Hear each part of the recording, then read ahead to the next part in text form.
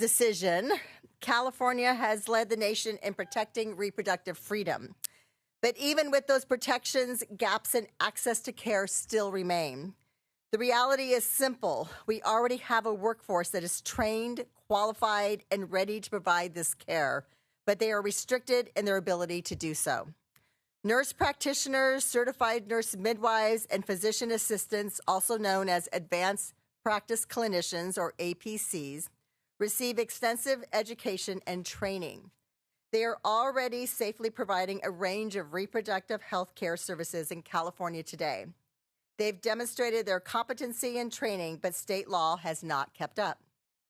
Current law puts outdated limits on what these providers can do, regardless of their training or their patients' needs. These restrictions mean patients are turned away or forced to wait longer for care. And for patients, delays have real consequences: longer travel, more time off work, higher costs, and even missing the window to receive care altogether. AB 1973 is about fixing these issues. It updates state law to allow APCs to practice to the full extent of their training and proven competency. This bill does not lower standards. Licensing and training requirements remain in place. It is simply a common sense update, one that allows the state to fully use a skilled workforce that patients trust.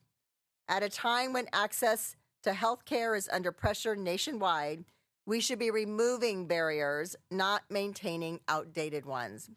AB 1973 ensures patients get timely care for providers who are already trained, competent, and serving their communities. And with me today is Dr. Kelly Pfeiffer, a family physician and abortion care provider, and Alyssa Shearer, a women's health nurse practitioner. Thank you so much, members of the committee. I've worked as an abortion provider for over 25 years in multiple roles at Planned Parenthoods and independent clinics. And abortion care is common and safe, and ABCs have been trained in providing this care for over a decade. Research shows that APCs can provide high-quality abortion care to patients with equivalent safety, competency, and patient satisfaction as their physician counterparts.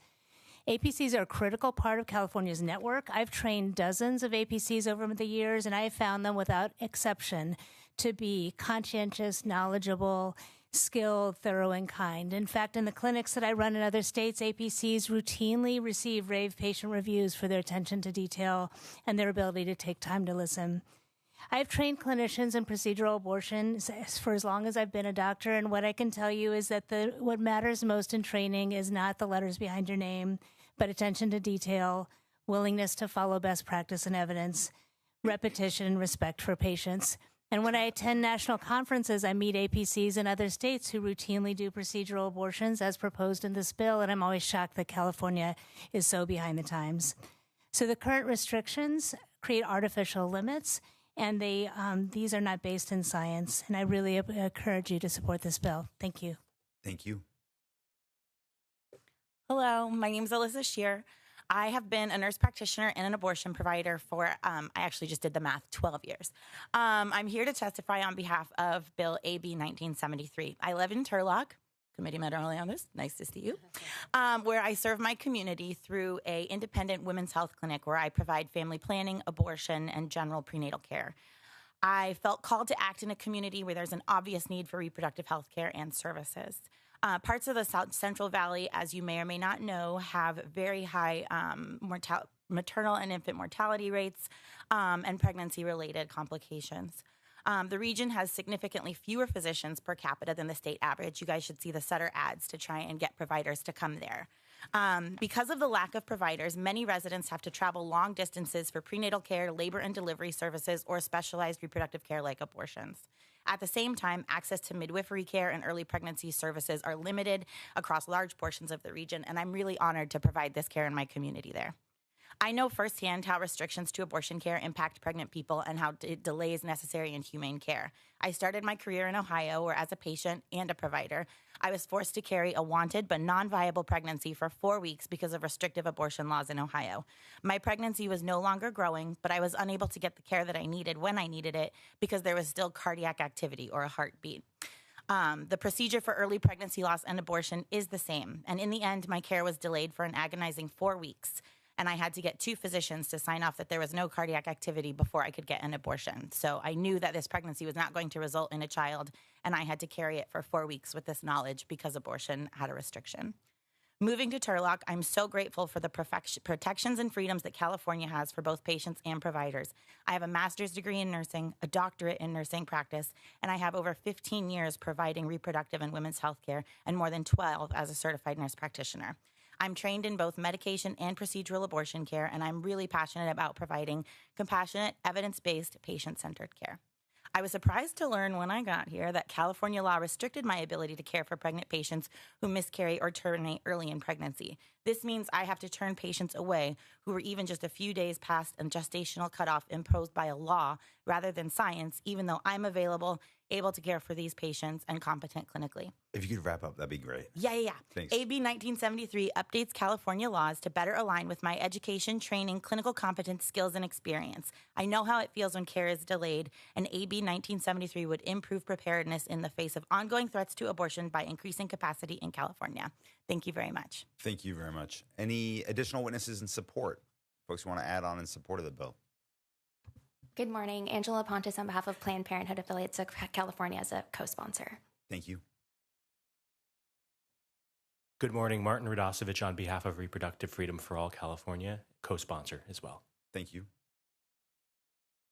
Good morning, Chair and members. Karen Stout here on behalf of the California Nurse-Midwives Association, co-sponsor and strong support. Thank you. Thank you. Chair and members, Kathy Mossberg on behalf of Essential Access Health, co-sponsor as well, and strong support. Thank you. Hi, Alina Chavez with TEACH, Training in Early Abortion for Comprehensive Healthcare, also a co-sponsor and strong support. Thank you. Good morning, Chair and members. Symphony Barbie on behalf of the ACLU California Action and Support. Thank you. Thank you.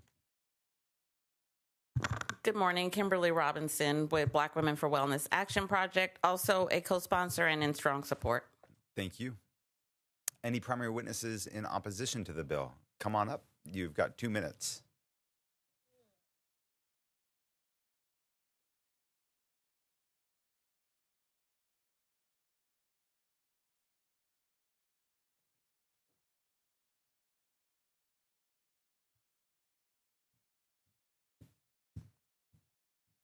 Ready when you are. Hello, Chair and members. My name is Leandra Wells. I'm with the California Family Council. I'm here today in opposition to AB 1973, which would allow medical personnel without surgical training to perform second and third trimester abortions or the killing of a human being and shield out-of-state providers from professional discipline. So why is this bill being pushed? The reality is there are not enough physicians willing to perform abortions. By lowering medical standards, this bill allows a twofold outcome, increasing the number of abortions and profits for California's largest abortion provider, Planned Parenthood, who has given over $1.5 million to California politicians, namely Governor Newsom. Second and third trimester abortions dramatically elevate maternal risks. Research shows the risk of maternal death rises by about 38% for each week past 8 weeks of gestation.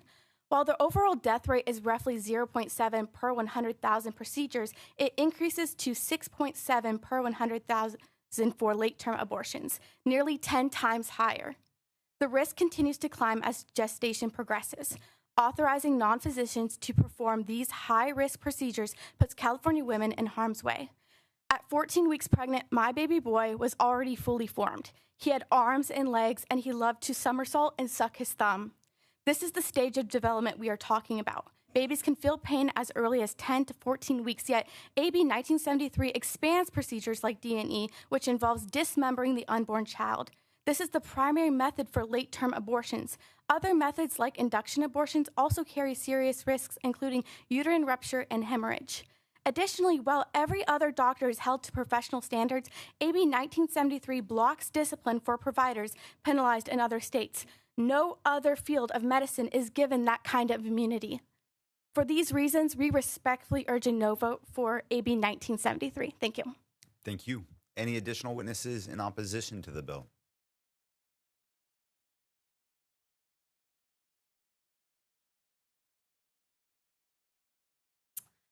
Hello, I'm a tweener, Angela Hill, California Medical Association.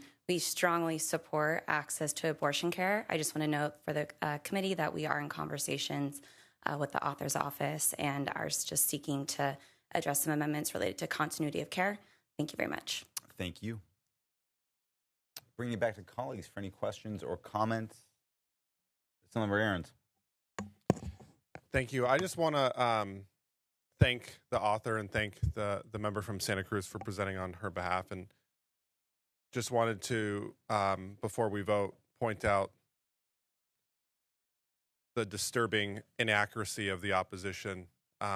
We can disagree on policy, but no one's entitled to their own facts, and how deeply disturbing some of the comments were, attacking Planned Parenthood, attacking, basic health care and dignity in a time and in a country where women are losing access to basic health services, and the fact that we have a federal government who is taking away and attacking these basic services. You're not preventing abortion, you're preventing and putting at risk safety of women in this country. And it's really disturbing and appalling to hear.